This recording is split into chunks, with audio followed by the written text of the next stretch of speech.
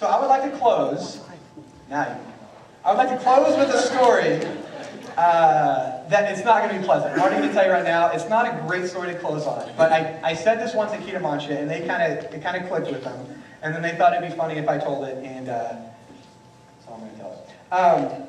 About a month ago, I was in a staff meeting with Nick and Lori and Lance, and as Lance was talking, my eyes were starting to really bug me. Like the back of my eyes felt like a lot of pressure. And throughout the talk of the meeting, I just kept squinting more and more. And then pretty soon, I kept doing this, and I couldn't focus on what was going on because the lights were so bright. And after it was over, I went to my office and I just turned off the lights and tried to get on the computer. But even the computer was too bright. I had to dim it down, and I was like, ah.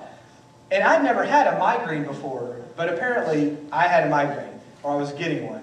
And I had to go home. Just in the middle of the day, I had to go home.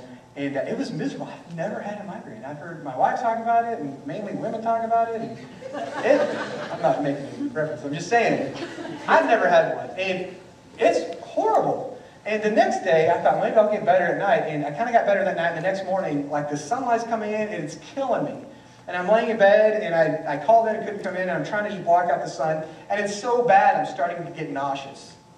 It's so bad, I'm starting to get sick to my stomach because my head hurts so much and everything's hurting. And I'm at this impasse, and maybe you've been there before, where you're not really sick enough to just run to the bathroom and throw up. But you know that if you go, you probably can. And if you throw up, you're going to feel better, right? You're laying there and you're like, I don't want to throw up. I don't want to move.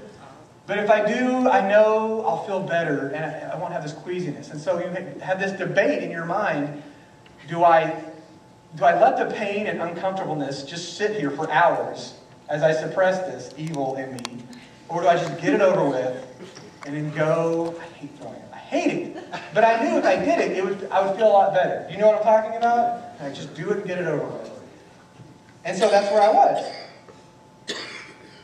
And you feel like crud, and you just want to get it over with, and so finally you do. And when you actually do, my head was throbbing, and it was the worst pain ever because I had such a horrible headache, and I was throwing up, and I was like, oh, I don't want to do this anymore. But then it was over, and then a few minutes later, I was starting to feel better already because I had gotten this evil out of me.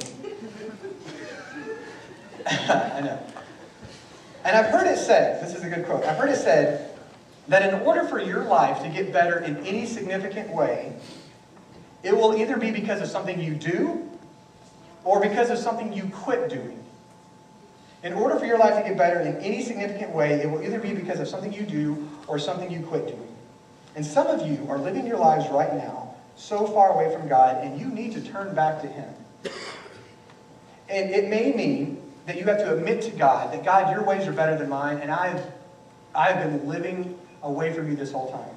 And it may mean humbling yourself before your spouse, and before your friends and family, before maybe people you work with, or even those in the church, and asking for their help in order to help you with whatever problems you have.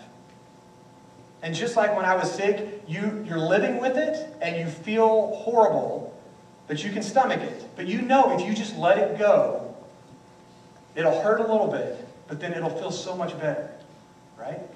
Once you let it go and ask others to help, humble yourselves. That God's way really is the best way. And all of a sudden you found, man, I'm starting to feel better almost automatically. And others of you are already there. Others of you have already given up that pain in your life.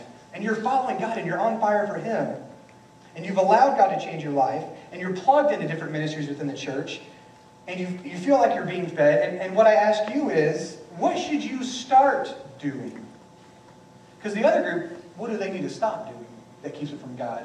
And a lot of you who are grounded within the church, I would say, what should you start doing now that you've been at this church for a long time, been going through the same motions this whole time?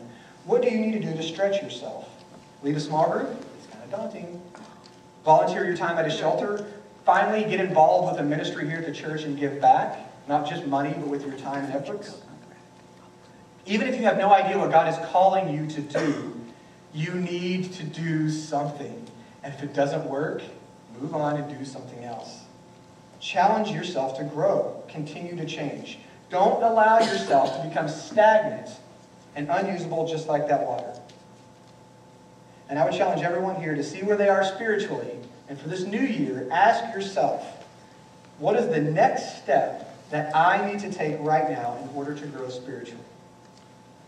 And the second question, is this what I want to be doing when Christ comes back?